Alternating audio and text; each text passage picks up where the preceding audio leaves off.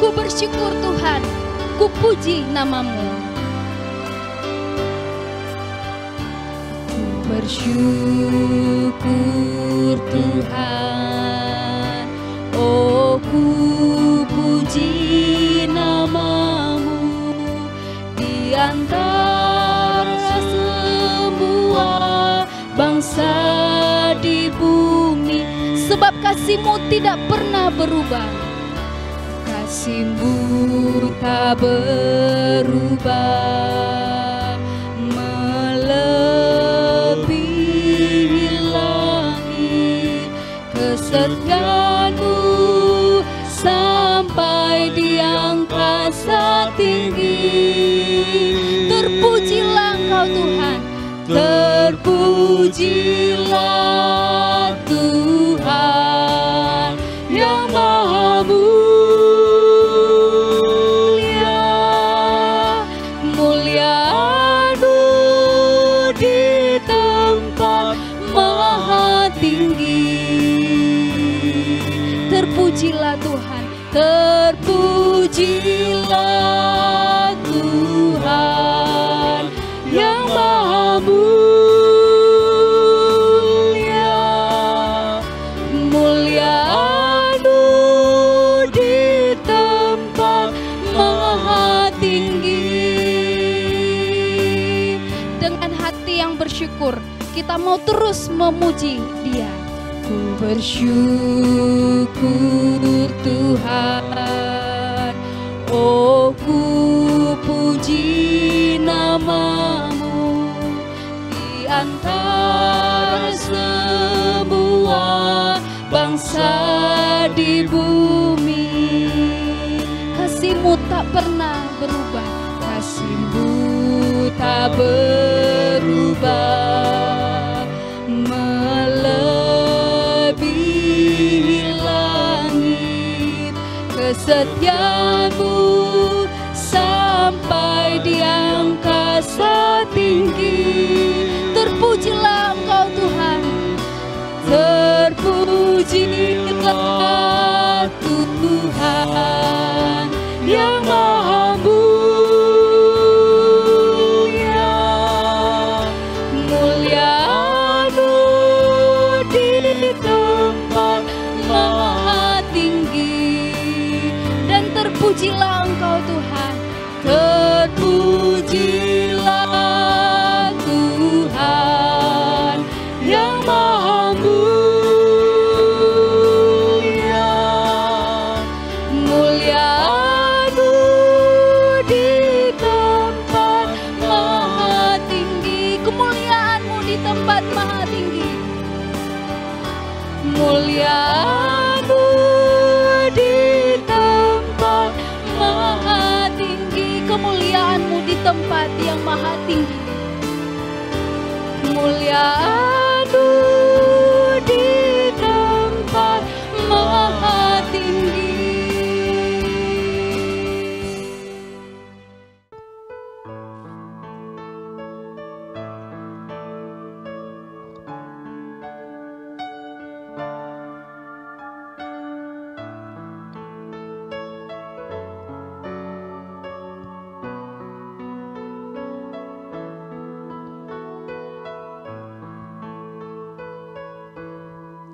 Sebenarnya ku tak layak, namun ku diberi darah-Mu dan Engkau memanggil daku. Ya domba Allahku, datang. Kini ku datang padamu, sungguh aku tak berdaya, hanya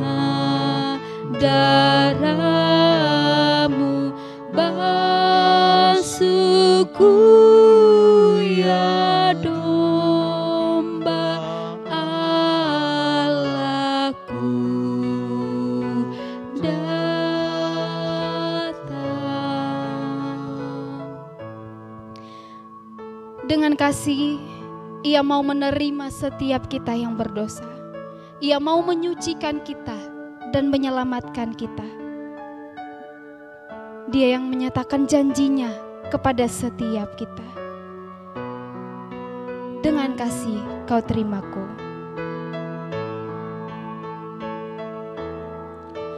Dengan kasih kau terimaku,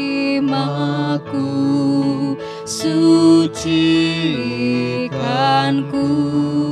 selamatkanku, janji-Mu pasti jadilah yang domba Allahku datang.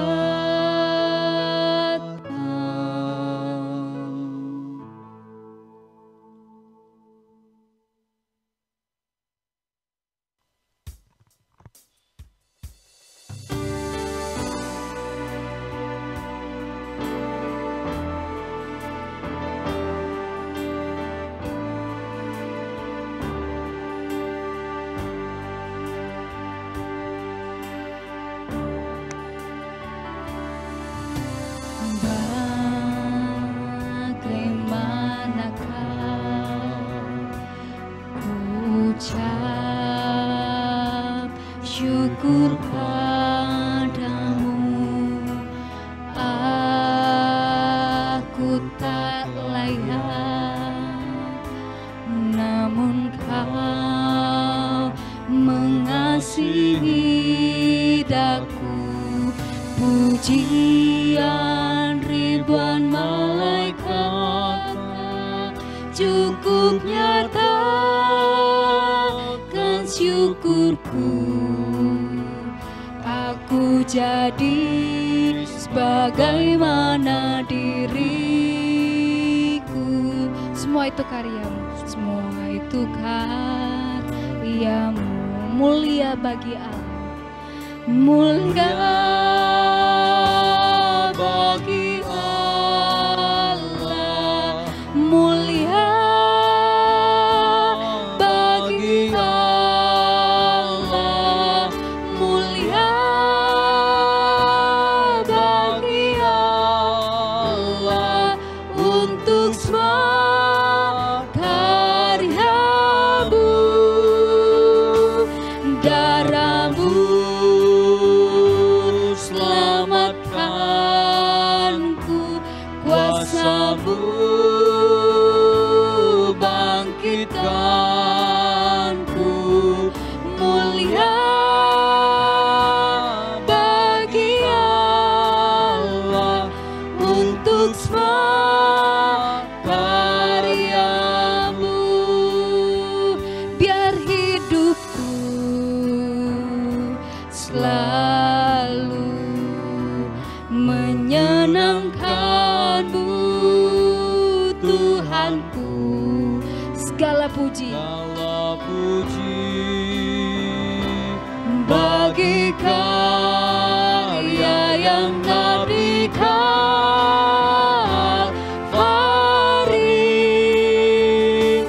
Darah-Mu selamatkanku, kuasa-Mu bangkitkanku, mulia bagi Allah, untuk semua karya-Mu. Biar hidup kita memuliakannya, selalu menyenangkan-Mu, Tuhanku. Segala puji bagi karya yang di Kalvari.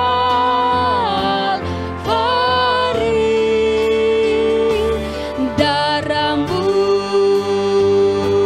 selamatkanku, kuasa-Mu bangkitkan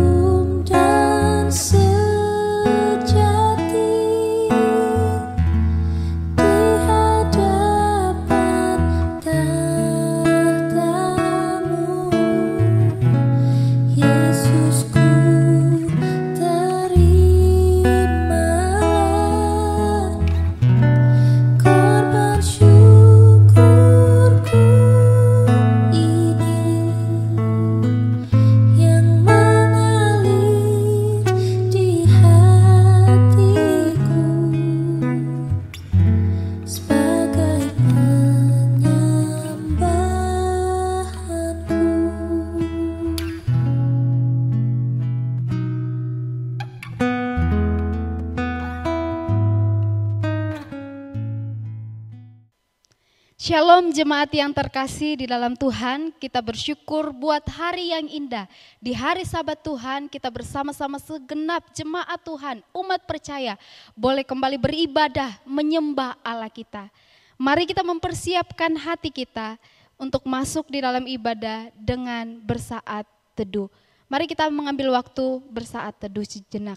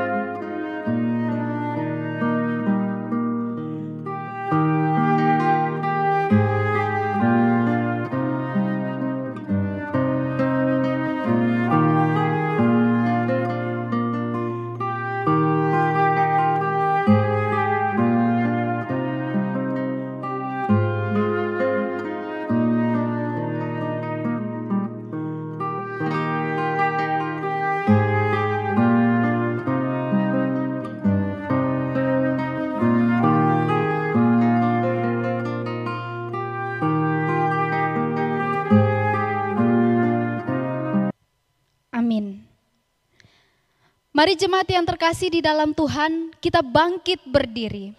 Dengarkanlah firman-Nya di dalam Ibrani 10 ayat 19 sampai 22. Jadi saudara-saudara, oleh darah Yesus kita sekarang penuh keberanian dapat masuk ke dalam tempat kudus. Karena Ia telah membuka jalan yang baru dan yang hidup bagi kita melalui tabir, yaitu dirinya sendiri. Dan kita mempunyai seorang imam besar sebagai kepala rumah Allah. Karena itu marilah kita menghadap Allah dengan hati yang tulus ikhlas dan keyakinan iman yang teguh. Oleh karena hati kita telah dibersihkan dari hati nurani yang jahat dan tubuh kita telah dibasuh dengan air yang murni.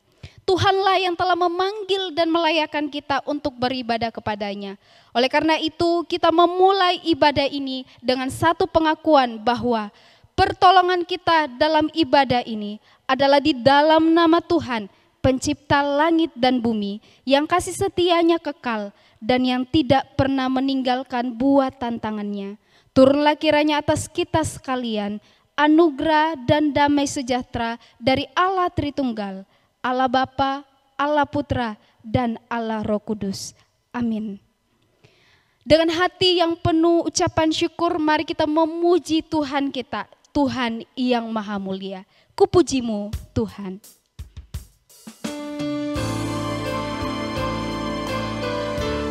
Ku bersyukur Tuhan, ku puji namamu. Ku bersyukur Tuhan, oh ku puji namamu di antara semua bangsa di bumi, sebab kasih-Mu tidak pernah berubah. Kasih-Mu tak berubah,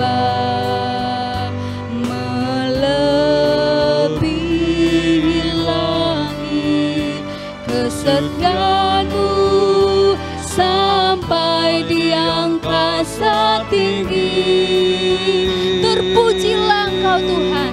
Terpujilah Tuhan yang Maha mulia, mulia-Mu di tempat maha tinggi. Terpujilah Tuhan, terpujilah Tuhan yang Maha mulia,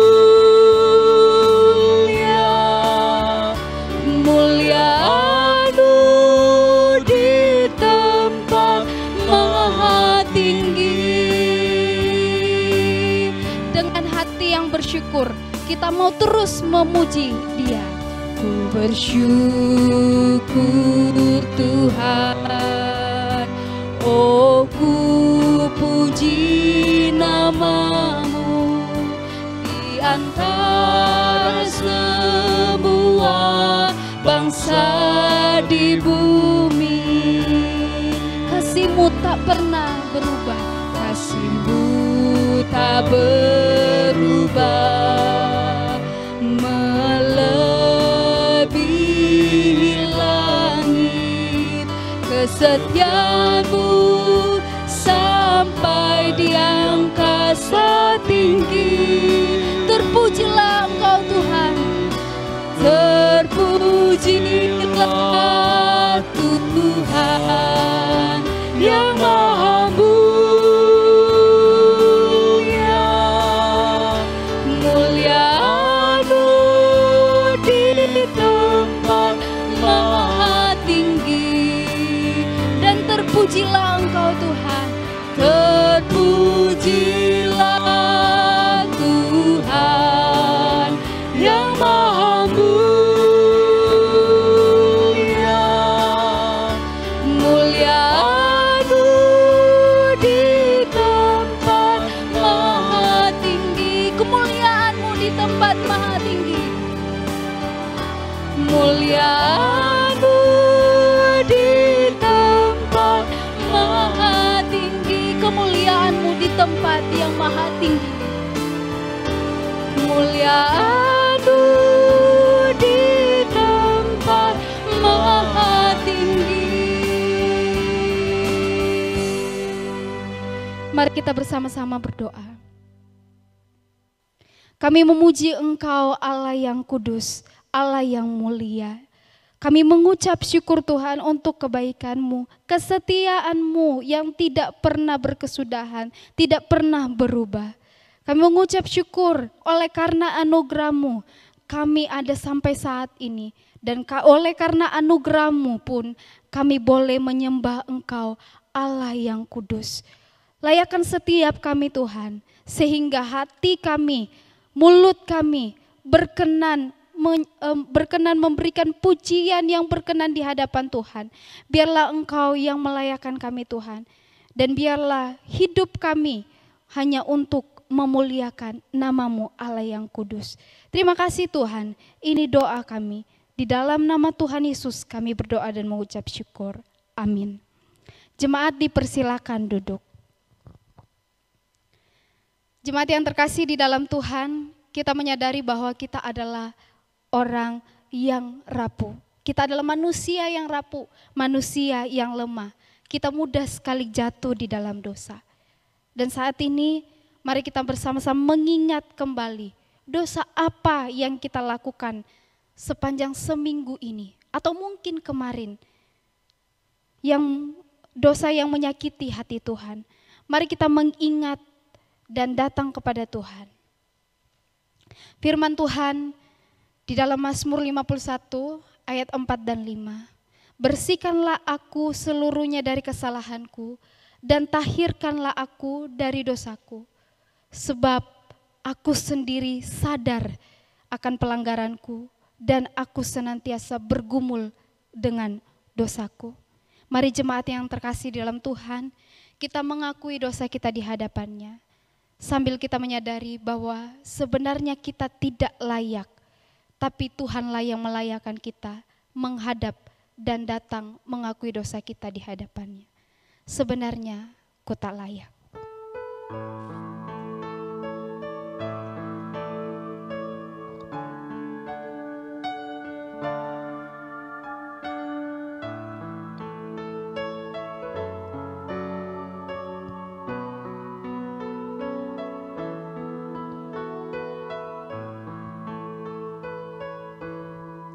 Sebenarnya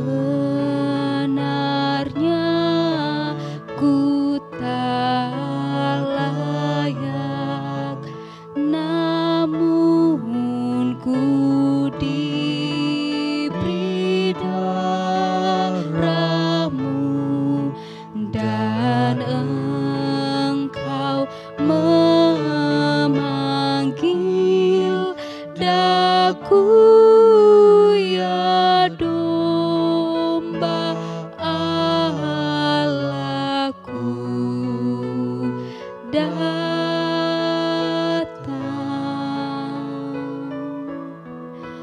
Kini ku datang padamu, sungguh aku tak berdaya, hanya darah-Mu basuhku, ya domba Allahku, datang.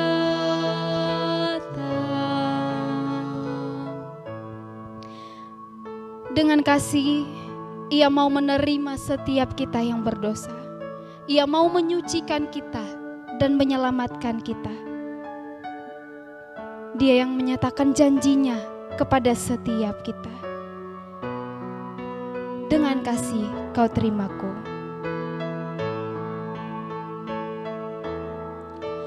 Dengan kasih kau terimaku, sucikanku, selamatkanku, janji-Mu pasti jadilah, ya domba Allahku,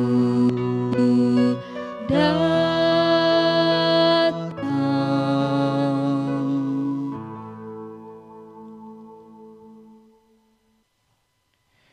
Jemaat yang terkasih, mari kita bersama mengambil waktu secara pribadi berdoa mengaku dosa di hadapan Tuhan.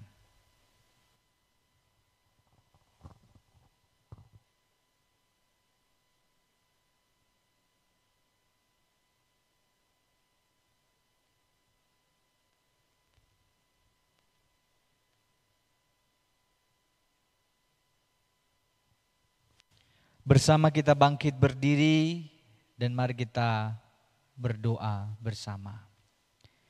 Ya Tuhan, setiap kami yang ada di hadapan-Mu pada hari ini adalah orang-orang yang penuh dengan cacat dan cela, penuh dengan dosa.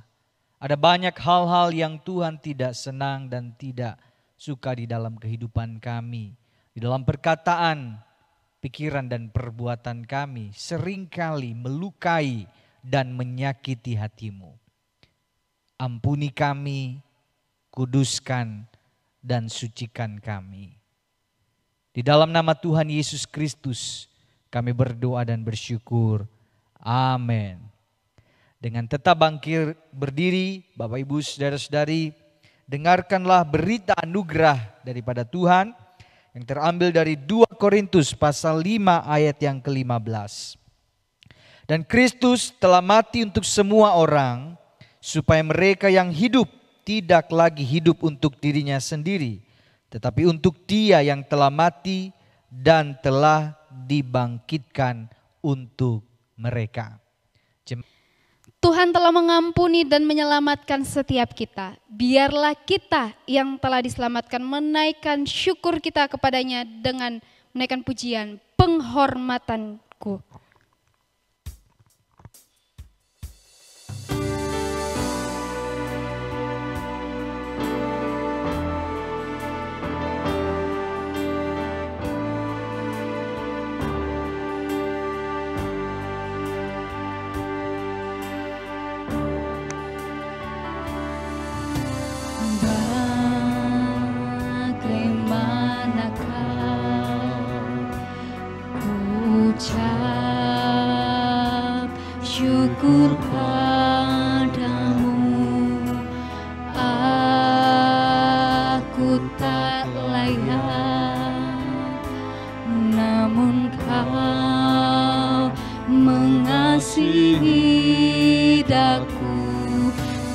pujian ribuan malaikat cukup nyatakan syukurku. Aku jadi sebagaimana diriku. Semua itu karyamu, semua itu karyamu, mulia bagi Allah, Mulia bagi Allah, mulia bagi Allah, mulia bagi Allah, untuk semua karyamu, darahmu selamatkanku, kuasamu bangkitkanku, mulia bagi Allah, untuk semua karyamu. biar hidupku selalu Menyenangkanmu Tuhanku, segala puji segala puji bagi karya yang di Kalvari,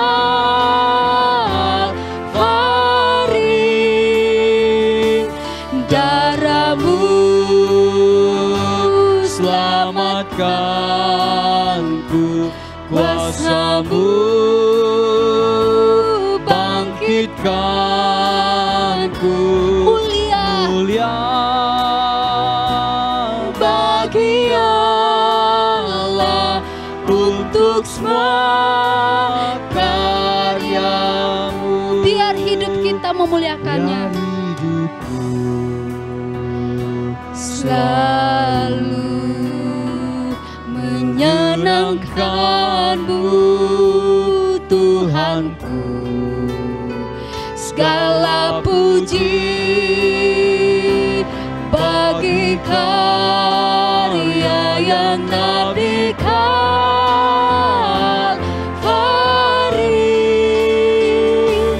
darahmu selamatkanku, kuasamu bangkitkanku, mulia bagi Allah, untuk semua karyamu, untuk semua karyamu, untuk semua karyamu, untuk semua karyamu, untuk semua karyamu.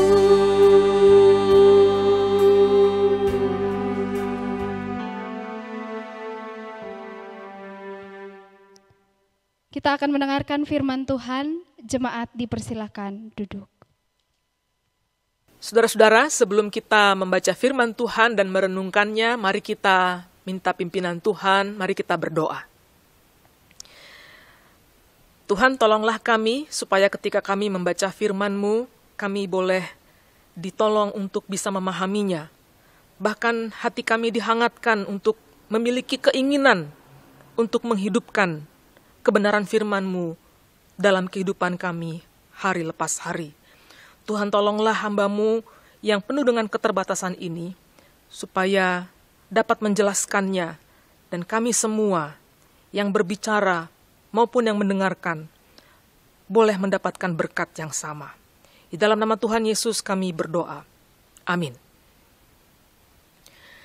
Saudara-saudara, firman Tuhan yang akan kita renungkan pada hari ini diambil dari Ibrani pasal 3 ayat 1 sampai 6. Ibrani pasal 3 ayat 1 sampai 6. Saya akan membacakannya buat saudara-saudara sekalian. Yesus lebih tinggi dari Musa. Sebab itu, hai saudara-saudara yang kudus, yang mendapat bagian dalam panggilan sorgawi, pandanglah kepada rasul dan imam besar yang kita akui, yaitu Yesus, yang setia kepada Dia yang telah menetapkannya, sebagaimana Musa pun setia dalam segenap rumahnya. Sebab ia dipandang layak mendapat kemuliaan lebih besar daripada Musa, sama seperti ahli bangunan lebih dihormati daripada rumah yang dibangunnya. Sebab setiap rumah dibangun oleh seorang ahli bangunan, tetapi ahli bangunan segala sesuatu ialah Allah. Dan Musa memang setia dalam segenap rumah Allah sebagai pelayan untuk memberi kesaksian tentang apa yang akan diberitakan kemudian. Tetapi Kristus setia sebagai anak yang mengepalai rumahnya, dan rumahnya ialah kita, jika kita sampai kepada akhirnya teguh berpegang pada kepercayaan dan pengharapan yang kita megahkan. Sedemikian jauh pembacaan firman Tuhan. Yang berbahagia adalah kita yang mendengarkan firman dan melakukannya dalam kehidupannya hari lepas hari. Saudara-saudara, saya senang sekali bisa bersama-sama dengan Anda. Walaupun kita ada di dalam keterbatasan, tapi saya menyampaikan salam yang hangat kepada seluruh jemaat GKR Teluk Gong dimanapun Anda berada. Saya berharap Anda dalam keadaan yang baik, walaupun kita sudah hampir 1 tahun berada di dalam masa pandemi ini, saudara-saudara. Kita harus akui bahwa kondisi yang sulit ini juga sedikit banyak memengaruhi kehidupan rohani kita. Mungkin ketika kita memasuki tahun yang baru ini, ya, yang baru berjalan beberapa minggu ini, kita sudah membuat berbagai resolusi, berbagai janji. Tapi mungkin belum lewat 2 bulan, saudara-saudara. Mungkin kita juga sudah mulai kendor. Mungkin kita juga sudah mulai berpikir, betapa beratnya untuk melanjutkan janji-janji ini. Memang saudara, kita tahu manusia itu mudah buat janji, ya, tapi susah sekali mempertahankannya. Kita mudah memulai suatu tekad, kita mudah memulai suatu keinginan, suatu program, tapi paling sulit untuk mempertahankannya, saudara. Kita sudah bertekad misalnya, kita bertekad untuk berolahraga, saya ingin tubuh saya lebih sehat, saya akan olahraga dengan rutin. Tapi kemudian mungkin hanya semangat di awal, tetapi kemudian beberapa saat kemudian kita tidak bisa memaintainnya, saudara. Kita tidak bisa mempertahankannya. Mungkin sama halnya dengan kehidupan kekristenan kita. Mudah buat kita mengaku percaya kepada Kristus. Memberikan diri kita, berjanji untuk mengikut Kristus seumur hidup kita. Mungkin mudah buat kita berkata-kata seperti itu, bikin janji. Tapi kita tahu, saudara, dalam perjalanan rohani kita, yang sulit adalah bagaimana tetap bertahan. Bagaimana tetap tekun dalam iman percaya. Bagaimana kita berusaha sungguh-sungguh supaya tidak jatuh dalam dosa-dosa yang gelap itu. Tidak melakukan dosa-dosa yang lama. Tidak memelihara hal-hal yang lama dalam hidup kita. Waktu segala sesuatunya berjalan dengan lancar di dalam hidup kita ini, saudara. Karir kita baik, keluarga kita harmonis, relasi kita baik. Mungkin lebih mudah buat kita untuk menjalani kehidupan rohani yang baik. Kita dengan sukacita melayani, kita dengan sukacita melakukan berbagai pekerjaan-pekerjaan yang baik. Tapi begitu kita mengalami kekecewaan, begitu kita mengalami kepahitan, atau mungkin seseorang menjatuhkan saudara dengan sangat keji, maka hati kita mulai tawar. Kita mulai apatis. Hidup rohani kita seperti redup. Sedikit demi sedikit kita mulai menjauhi Tuhan. Saudara, orang Kristen penerima surat Ibrani yang tadi kita baca, ini adalah orang-orang Yahudi yang telah menjadi orang Kristen. Di antara mereka bahkan adalah orang-orang Kristen yang masih baru. Begitu mereka berpindah dari agama yang lama, agama sebelumnya, dan kemudian menjadi percaya kepada Kristus, mereka mendapatkan tantangan yang sangat berat. Mereka menghadapi persekusi yang sangat berat. Mereka dijauhkan, mereka diejek, mereka dipermalukan, mereka dikeluarkan dari lingkaran adat istiadat mereka. Bahkan di antara mereka juga banyak yang kehilangan harta benda, banyak mengalami penderitaan, saudara-saudara. Tapi mereka bertahan, mereka berusaha untuk tetap endure, tetap tekun, tetap tabah, tetap bersuka cita dalam iman percaya mereka yang baru ini. Tapi kondisi sulit memang membuat iman juga mudah untuk goyah. Banyak di antara mereka kemudian berpikir untuk kembali kepada kebiasaan-kebiasaan ritual yang lama, yang dulu mereka sering jalani, yang dulu mereka selalu sungguh-sungguh untuk melakukannya. Mereka tetap percaya kepada Kristus, tapi mereka masih merasa tidak cukup. Mereka berpikir bahwa ritual-ritual yang dulu yang mereka pernah lakukan itu harusnya tetap dilakukan walaupun sudah percaya sama Kristus. Mereka merasa tidak cukup yakin terhadap apa yang mereka percaya sekarang. Mereka tidak yakin dengan keselamatan yang mereka miliki. Kok ikut Kristus jadi begini? Kok ikut Kristus malah jadi lebih susah hidupnya? Kok ikut Kristus malah lebih menderita daripada sebelumnya? Mungkin tidak cukup hanya percaya. Mungkin aku harus melakukan hal-hal yang lain. Mungkin aku harus kembali melakukan ritual-ritual itu supaya aku semakin selamat. Mungkin aku perlu melakukan yang lain lagi. Kira-kira begitu, saudara. Dan akhirnya, orang Yahudi Kristen ini kemudian terjebak dalam bahaya kehidupan legalistik. Apa itu kehidupan legalistik, saudara? Secara sederhana, legalism itu adalah gini, berusaha mentaati hukum untuk mendapatkan kasih karunia Allah. Mentaati hukum itu bagus. Kita harus mentaati hukum Tuhan tentunya. Tetapi yang menjadi bahaya adalah mentaati hukum untuk mendapatkan kasih karunia Allah. Mendapatkan kasih karunia Allah seakan-akan kasih karunia Allah itu bisa diupayakan. Jadi melakukan hukum Tuhan dengan pikiran bahwa kalau saya melakukannya, maka aku bisa mendapatkan kasih karunia Allah. Seakan-akan kasih karunia Allah itu bisa kita usahakan. Bisa kita dapat karena kita melakukan sesuatu gitu, saudara. Nah, ini masalah besar. Ini masalah besar. Paulus menulis kepada orang Galatia. Di pasal 1 dia mengatakan, bahkan sepanjang kitab Galatia ya, dia mengatakan gini, aku heran, kok kamu begitu cepat berbalik dari Yesus yang telah memanggil kamu dan ikut kepada Injil yang lain. Itu pembukaannya Galatia, saudara. Kok kamu cepat sekali baru ikut Kristus, cepat sekali kemudian kamu mengikut kepada yang lain, kepada Injil yang lain, yang sebenarnya bukan Injil. Pindah ke Injil yang cara kerjanya berbeda, kira-kira begitu. Berbeda bagaimana? Mereka berpikir, ini orang-orang Galatia, saudara, mereka berpikir bahwa dengan mentaati hukum, maka mereka mendapatkan kasih karunia Tuhan. Padahal mereka tahu hanya di dalam karya keselamatan Kristus mereka diselamatkan. Bukan karena melakukan hukum Taurat. Dan kemudian Paulus menegaskan lagi di pasal 2 di kitab Galatia, di surat Galatia itu ayat 16 dikatakan gini. Tidak ada seorang pun yang dibenarkan oleh karena melakukan hukum Taurat. Jadi kalau kamu bisa diselamatkan karena hukum Taurat, berarti sia-sialah Kristus mati untukmu, bukan? Ini problem besar. Ini problem kita juga. Kita seringkali juga jatuh kepada bahaya yang sama. Ini problem kita, yaitu orang yang tidak pernah punya confidence di dalam Tuhan. Selalu merasa tidak cukup. Kita mengatakan pada Tuhan, Tuhan, aku sudah taat padamu. Aku melayanimu. Semua bidang sudah kukerjakan di gereja ini. Tentulah Tuhan berkat-berkat-Mu itu harusnya juga Kau berikan kepadaku. Gitu.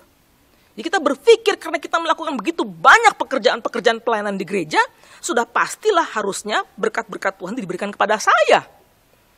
Tuhan, aku selalu giat melayani-Mu. Jadi kalau aku salah-salah sedikit, kalau aku sedikit melakukan dosa, kalau aku masih sesekali kembali ke dosa-dosaku yang lama, ya gak apa-apa lah. Anyway, kan aku ini pelayanmu yang rajin. Aku anakmu yang selalu rajin beribadah. Saudara, orang seperti ini yang berpikir bahwa apa yang dia kerjakan akan menambah kasih karunia Allah pada dia, akan juga cepat sekali kehilangan sukacita ketika kesusahan datang.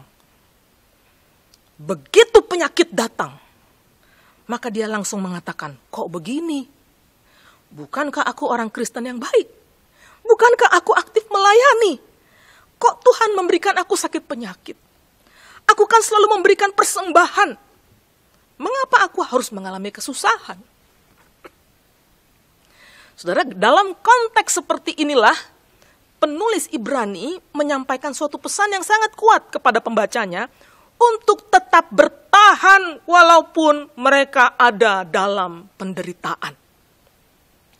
Mereka harus tetap tekun dan jangan jatuh dalam kehidupan yang legalistik. Dengan cara apa?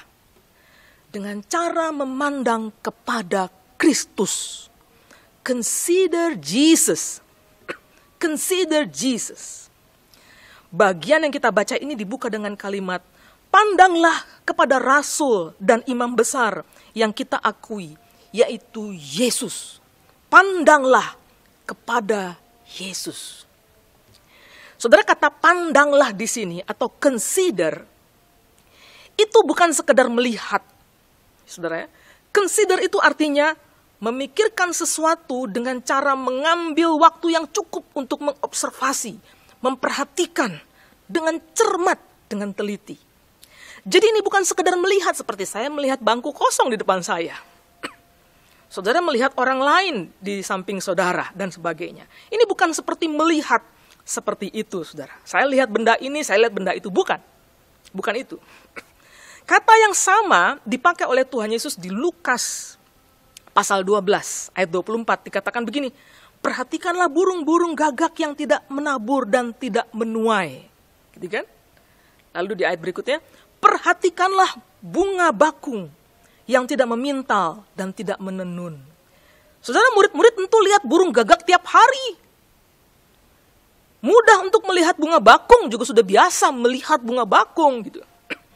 Tapi yang Tuhan mau adalah perhatikan, amati, pikirkan, lalu ambil kesimpulan.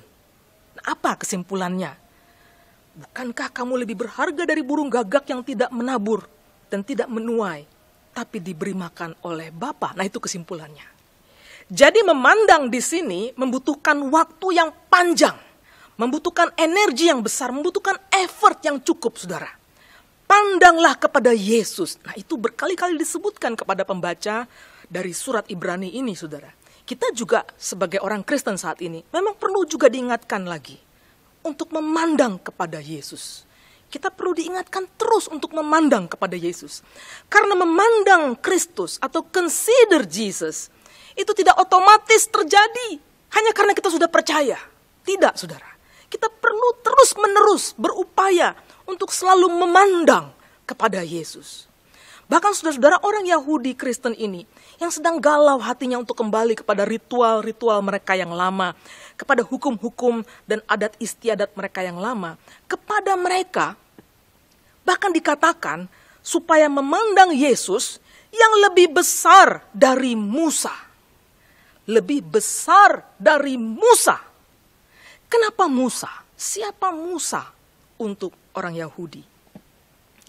Saudara, sesungguhnya sulit untuk kita bisa memahami secara mendalam ya, apa yang orang Yahudi rasakan tentang pemimpin besar mereka ini, yaitu Musa. Musa itu memang punya tempat yang sangat khusus dalam hidup orang Yahudi, saudara.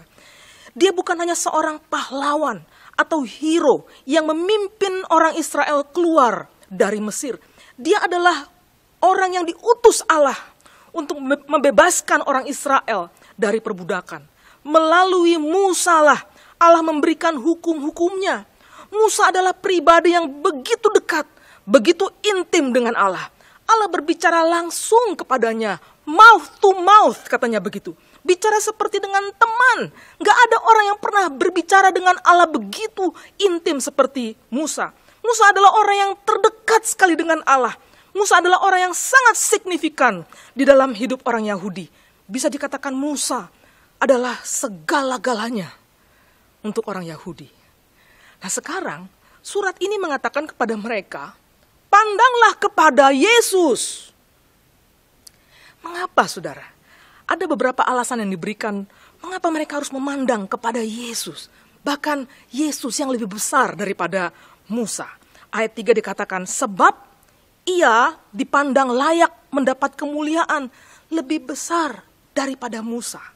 Saudara, Yesus kemuliaannya lebih besar dari Musa. Betul, Musa adalah segala-galanya bagi orang Yahudi. Tapi sekarang penulis Ibrani mengingatkan bahwa Yesus kemuliaannya lebih besar dari Musa. Sebenarnya mudah buat kita memahami apa artinya kemuliaan yang lebih besar. More glorious, itu sebenarnya mudah kita pahami. Jadi kalau kita melihat misalnya pertandingan, saudara ya, entah itu Asian Games lah, atau SEA Games lah, atau Olimpiade lah ya. Kita tahu kalau orang dapat emas, kita paham, berarti emas itu lebih menang daripada perak. Ya, kalau orang dapat perak, perak itu lebih menang daripada perunggu. Nggak perlu ada penjelasan apa-apa kalau orang menerima hadiah-hadiah itu. Jadi kalau orang menerima emas, berarti dia yang paling menang, lebih tinggi daripada perak. Perak lebih tinggi daripada perunggu dan sebagainya. Jadi kita tahu persis bahwa ada yang lebih berharga daripada yang lain. Mudah buat kita untuk memahami apa artinya lebih besar, lebih mulia, lebih berharga. Pandanglah pada Yesus, sebab kemuliaan Yesus lebih besar dari Musa. Saudara, seperti apa lebih mulianya? Nah, perbandingannya mungkin tidak menggunakan emas dan perak, saudara. Tapi dijelaskan berikutnya di ayat yang sama. Dikatakan gini, sama seperti ahli bangunan lebih dihormati daripada rumah yang dibangunnya. Kalau Anda perhatikan di ayat 2 sebelumnya, ya sebelum ayat 3, dikatakan bahwa Musa dipandang setia dalam segenap rumahnya atau rumah Allah. Jadi rumah di sini bicara tentang orang-orang percaya, umat pilihan di perjanjian lama atau orang Israel itu sendiri. Jadi bagi orang Israel, Musa itu orang yang setia. Nah, sekarang di ayat 3 ini kita melihat bahwa bagi rumah Allah, Yesus itu adalah yang membangun rumah. Berarti dia yang membangun orang percaya. Dialah yang memanggil dan mengumpulkan orang percaya. Musa adalah orang yang setia, betul. Tapi dia bukan yang membangun rumah. Bukan Musa yang membangun rumah Allah. Bukan Musa yang membangun orang percaya. Tapi Kristus yang melakukannya. Jadi di sini singkatnya mau mengatakan kepada pembaca surat Ibrani ini, saudara. Yesus itulah yang membangun orang percaya. Yesus yang membangun umat Allah, bukan Musa. Musa adalah one of them. Musa adalah salah satu dari mereka. Musa itu adalah bagian dari the house of God. Yesuslah yang membangun the house of God. Itu berarti Kristus juga yang menjadikan Musa. Yesus adalah Allah itu sendiri. Dialah sang pencipta alam semesta, sang pencipta manusia, termasuk Musa juga. Kristus kemuliaannya jauh lebih besar dari Musa. Nah, saudara, penulis surat ini tidak bermaksud untuk merendahkan Musa. Tidak bermaksud untuk menganggap Musa bukan pemimpin yang hebat, bukan. Bukan mau mengeluarkan Musa dari hati orang-orang Yahudi yang sudah percaya ini, bukan. Musa adalah orang yang setia, hamba Allah yang dikasihi Allah. Musa adalah bagian dari rumah Allah. Bagian dari orang-orang percaya. Tapi Yesus adalah yang membuat rumah Allah. Musa adalah hamba Allah, tapi Yesus adalah anak Allah. Bahkan Allah itu sendiri. Artinya, untuk apa kamu ingin kembali ke tradisimu yang lama? Untuk apa kamu ingin kembali ke hukum-hukum yang lama? Kristus itu cukup. Kristus itu cukup. Kenapa kamu masih tidak yakin? Kristus itu superior. Dialah yang tertinggi, yang supreme. Kristus saja cukup. Christ is sufficient. Christ is enough. Kristus adalah rasul dan imam besar, katanya. Saudara, rasul di sini mungkin membingungkan kita. Loh, kok Kristus rasul? Setahu kita kan rasul yang 12 itu gitu. Paulus itu rasul. Kenapa Kristus disebut rasul juga? Saudara, rasul di sini berarti orang yang diutus oleh Allah. Di dalam perjanjian lama juga orang memahami itu.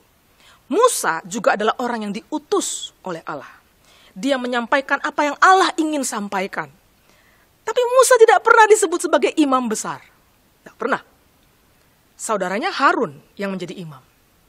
Tapi yang menarik, saudara, kata high priest atau imam besar ini, high priest, dalam bahasa Latin itu adalah pontifex, yang sebenarnya terdiri dari dua kata yang berbeda, yaitu bridge dan builder, yaitu jembatan dan builder atau orang yang membangun. Ya, saudara, memang benar, ini kata-kata ini indah sekali. Memang benar bahwa Yesus adalah orang yang membangun jembatan dari Allah kepada manusia yang berdosa. Dia mengkoneksikan Allah yang Maha Kudus dengan kita orang berdosa. Dialah yang membawa manusia dan Allah bisa bertemu. Dialah the bridge builder. Tapi dia juga the bridge itu sendiri. Dialah jembatan itu sendiri. Bukan Musa. Bukan Musa. Jadi saudara, Kristus lebih besar dari Musa. Bukan hanya karena dia adalah sang rasul dan imam besar. Pada bagian terakhir yang dikatakan bahwa dia adalah sang anak yang mengepalai rumahnya, saudara. Kata rumah ini penting. Ya, kata rumah ini penting. Ada sekitar 7 kali muncul hanya di perikop ini saja. Siapakah rumahnya itu? Rumahnya itu adalah orang percaya. Orang Yahudi yang sudah percaya, pembaca surat Ibrani, itulah rumahnya Allah. Mereka adalah rumah di mana Tuhan bersemayam. Musa bukan pemilik rumah itu. Musa adalah the servant, hamba yang setia. Tapi Yesus adalah pemiliknya. Dia memiliki kita. Jadi pandanglah Kristus. Dia adalah pemilik hidup kita. Dia yang membuat dan membangun kita. Dia juga yang memerintah atas hidup kita. Saudara, perikop ini ditutup dengan kalimat yang kuat. Tetapi Kristus setia sebagai anak yang mengepalai rumahnya. Dan rumahnya adalah kita. Jika kita sampai kepada akhirnya teguh berpegang pada kepercayaan dan pengharapan yang kita megahkan. Kalimat ini adalah sebuah jaminan bahwa kita adalah sungguh-sungguh rumahnya Tuhan. Miliknya Tuhan. Saudara, kata jika di sini bukan berarti bisa iya, bisa tidak gitu. Bukan berarti kalau kita memandang kepada Kristus maka Tuhan akan setia. Tidak demikian. Justru kata jika ini menunjukkan ketika kita terus-menerus dengan setia menjalani kehidupan iman percaya kita sampai pada akhir hidup kita, sampai kita bertemu kembali dengan Tuhan, dan keteguhan kita itulah bukti bahwa sungguh Kristus itu setia. Kristus itu setia. Bukti dari orang yang sungguh-sungguh di dalam Kristus adalah bagaimana dia berpegang teguh dalam imannya kepada Kristus. Kristen yang sejati akan memiliki keyakinan, memiliki confidence, memiliki pengharapan hanya di dalam Kristus saja. Pertanyaan kepada kita sekarang, kepada siapa atau kepada apa Anda meletakkan kepercayaan Anda? Kepada apa atau kepada siapa Anda meletakkan pengharapan Anda? Apakah pada dirimu sendiri? Apakah pada harta yang kita miliki? Apakah pada kekuatan kita atau pada kerja keras kita? Atau pada karir kita? Saudara, firman Tuhan kepada kita hari ini, pandanglah pada Yesus. Dia adalah pemilik hidup kita, yang membangun kita dan memerintah atas kita. Di mana ada lagi tempat yang harusnya, yang kepadanya kita meletakkan seluruh pengharapan kita, selain Kristus? Amin. Mari kita berdoa. Kami berdoa supaya Roh-Mu yang kudus menolong kami, supaya kami boleh terus memandang kepada Kristus, dan boleh menjalani seluruh kehidupan kami hanya di jalan Tuhan. Tolong kami ya Tuhan, supaya kami punya kemauan, punya kemampuan, punya ketekunan untuk terus berpegang kepada Engkau. Kami tidak mau mengandalkan apapun yang ada pada kami selain Kristus. Tolong kami ya Tuhan, di dalam kasih karunia-Mu, biarlah kami boleh menjalani seluruh kehidupan kami hanya memandang kepadamu. Di dalam nama Tuhan Yesus kami berdoa. Amin. Jemaat terkasih, mari kita bersama menaikkan doa syafaat kita kepada Tuhan. Yang pertama, kita berdoa untuk bangsa dan negara kita di dalam proses distribusi vaksin di seluruh daerah di pelosok negeri ini. Kiranya Tuhan menolong menyertai pemerintahan Indonesia supaya dapat bersama-sama menanggulangi untuk persoalan pandemi yang terjadi. Mari kita sama-sama kita buka suara, kita berdoa untuk pokok doa ini. Ya Tuhan, saat ini kami datang di hadapan-Mu, kami bersyukur untuk berita yang baik ketika vaksin sudah mulai didistribusikan di berbagai pelosok di daerah. Kami serahkan seluruh prosesnya dan agar masyarakat Indonesia dapat bersama-sama berpartisipasi dan kami bisa melewati masa-masa pandemi ini. Terima kasih Tuhan, kami serahkan untuk Bapak Presiden Jokowi dan Wakil Presiden beserta seluruh jajarannya. Kami mohon Engkau menolong menyertai mereka di dalam memikirkan, di dalam membuat kebijakan-kebijakan yang terbaik untuk Indonesia. Terima kasih Tuhan, ini doa kami di dalam nama Tuhan Yesus kami berdoa. Amin. Bapak Ibu Saudara-saudari, mari kita juga bersama bangkit berdiri. Kita akan berdoa untuk pertumbuhan iman jemaat dan juga saya akan berdoa untuk setiap kita dalam segala pergumulan-pergumulan kita. Mari kita bersama berdoa. Ya Tuhan, saat ini hamba-Mu berdoa untuk setiap jemaat-Mu di dalam segala pergumulan-pergumulan persoalan hidup yang sedang mereka alami. Baik di dalam kesehatan mereka, kiranya Engkau memberikan kesembuhan kepada setiap jemaat-Mu yang saat ini sedang mengalami sakit penyakit. Dan hamba-Mu berdoa untuk setiap jemaat-Mu yang sedang bergumul di dalam kehidupan perekonomian mereka. Engkau menolong menyertai segala usaha pekerjaan, segala kebutuhan-kebutuhan mereka, Tuhan yang cukupkan. Hamba-Mu juga berdoa untuk setiap jemaat-Mu yang bergumul di dalam kehidupan berkeluarga, dalam kehidupan berelasinya. Engkau menolong mereka, biarlah kasih-Mu yang terus nyata dan mengikat setiap relasi-relasi yang ada. Ya Tuhan, hamba-Mu berdoa untuk setiap jemaat-Mu di dalam pertumbuhan iman mereka. Engkau tolong sertai jemaat-Mu di dalam masa-masa seperti ini. Kiranya jemaat-Mu tidak meninggalkan Engkau. Kiranya setiap jemaat-Mu tetap terpaut hanya kepada Kristus. Ya Tuhan, Engkau terus menolong setiap jemaat-Mu. Inilah doa yang kami naikkan hanya di dalam nama Tuhan kami Yesus Kristus yang sudah mengajarkan kami berdoa. Bapa kami yang di sorga, dikuduskanlah nama-Mu, datanglah kerajaan-Mu, jadilah kehendak-Mu di bumi seperti di sorga. Berikanlah kami pada hari ini makanan kami yang secukupnya, dan ampunilah kami akan kesalahan kami, seperti kami juga mengampuni orang yang bersalah kepada kami. Dan janganlah membawa kami ke dalam pencobaan, tetapi lepaskanlah kami daripada yang jahat, karena Engkaulah yang mempunyai kerajaan dan kuasa dan kemuliaan sampai selama-lamanya. Amin. Dengan tetap bangkit berdiri Bapak Ibu Saudara-saudari, mari kita bersama dengan seluruh gereja di segala abad dan zaman kita mengakui dan mengikrarkan pengakuan iman kita, pengakuan iman rasuli.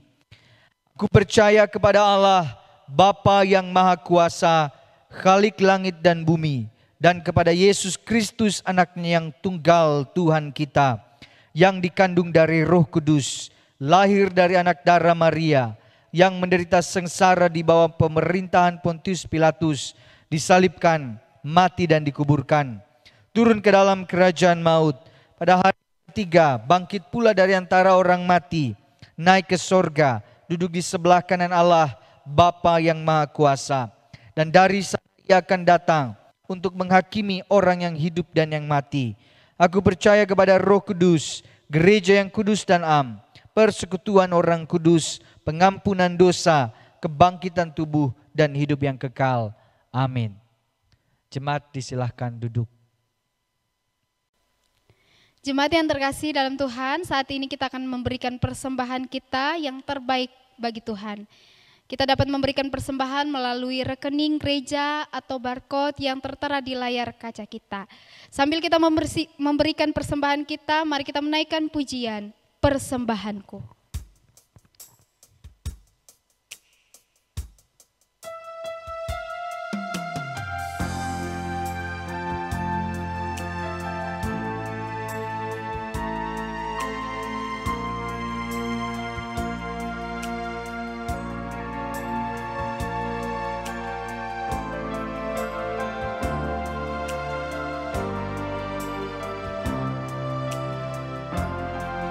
bawa kepadamu, oh Tuhan, persembahanku ini. Ku bawa kepadamu, oh Tuhan, persembahanku ini. Ku ingin Engkau menerima korban syukurku melalui pujian. Takkan pernah ku bawa, Takkan pernah ku bawa selain yang terbaik,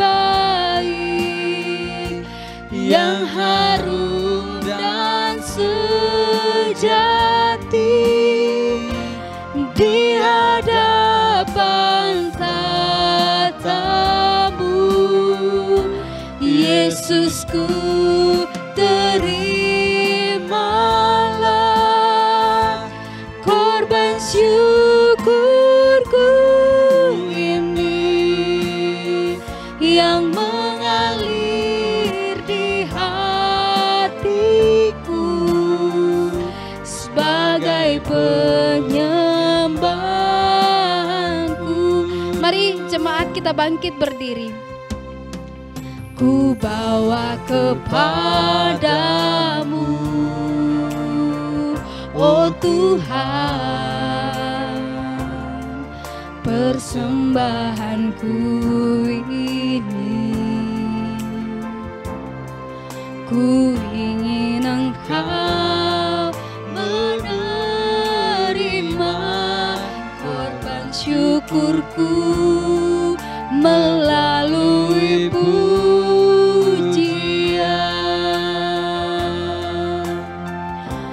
Takkan pernah ku bawa selain yang terbaik, yang harum dan sejati di hadapan tatamu. Yesusku, terimalah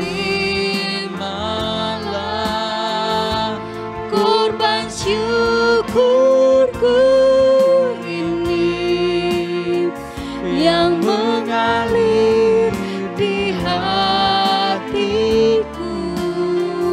sebagai penyembahanku. Takkan pernah ku bawa selain yang terbaik, selain yang terbaik, yang harum dan sejati di hadapan tatamu.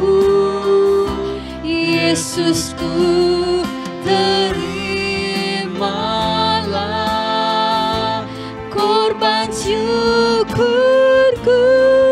ini yang mengalir di hatiku sebagai penyembahanku. mari bersama kita berdoa. Kami bersyukur Tuhan, kami boleh datang kepada Tuhan membawa setiap persembahan kami. Biarlah kiranya Engkau yang menerima persembahan kami ini Tuhan, dipakai untuk gereja-Mu, untuk memuliakan nama-Mu Tuhan. Kami rindu, kami boleh mempersembahkan hidup kami pun kepadamu ya Tuhan. Menjadi persembahan yang berkenan di hadapan Tuhan, dipakai oleh Tuhan untuk mencerminkan Tuhan di dalam kehidupan kami, untuk memuliakan nama Tuhan melalui hidup kami. Terima kasih Tuhan, kiranya Engkau menerima persembahan kami secara materi maupun secara hidup kami yang kami berikan kepada Tuhan. Ini doa kami Tuhan, kami naikkan kepadamu hanya di dalam nama Tuhan Yesus kami berdoa. Amin. Jemaat dipersilakan duduk.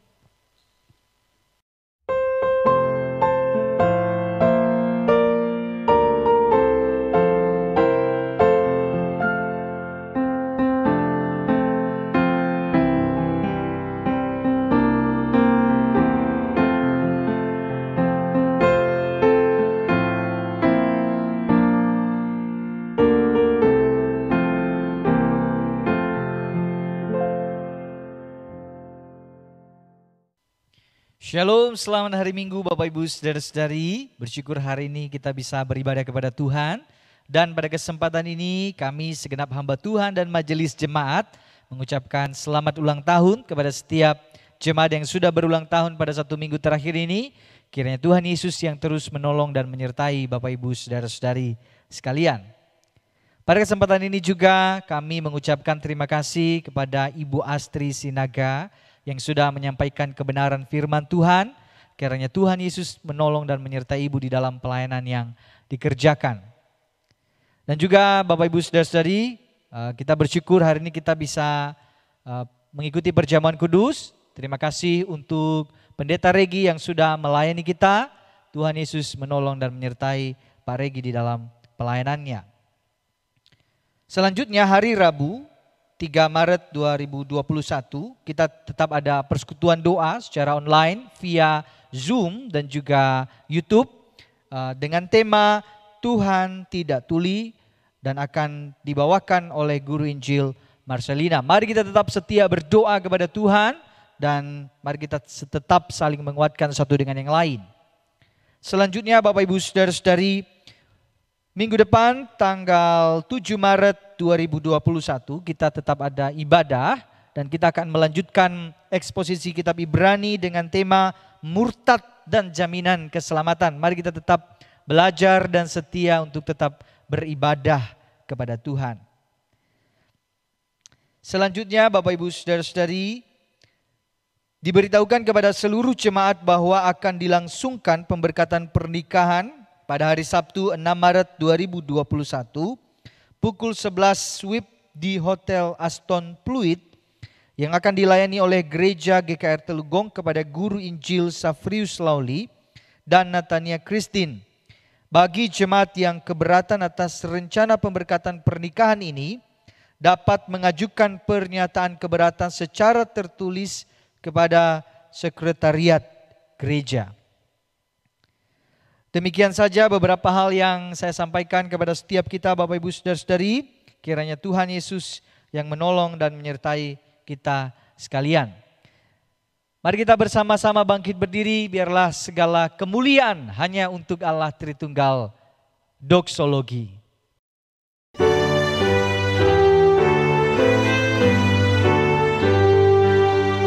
Puji Allah Bapa Putra, puji Allah Roh Kudus, ketiganya yang esa. Pohon selamat sumber berkat. Amin. Jemaat yang terkasih, mari kita bersama menerima berkat yang daripada Tuhan. Kiranya kasih Allah Bapa yang tidak berkesudahan, kasih yang Ia nyatakan di dalam diri anaknya Yesus Kristus, dan kasih di dalam persekutuan dengan Allah Roh Kudus menyertai setiap kita dari sekarang sampai selama-lamanya. Amin.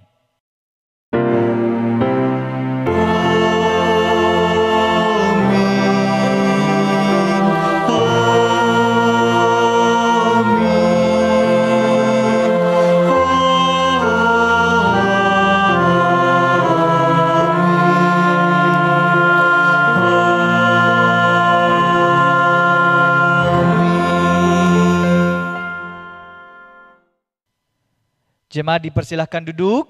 Selamat hari Minggu. Kebaktian kita selesai, silahkan mengambil waktu teduh. Tuhan Yesus memberkati.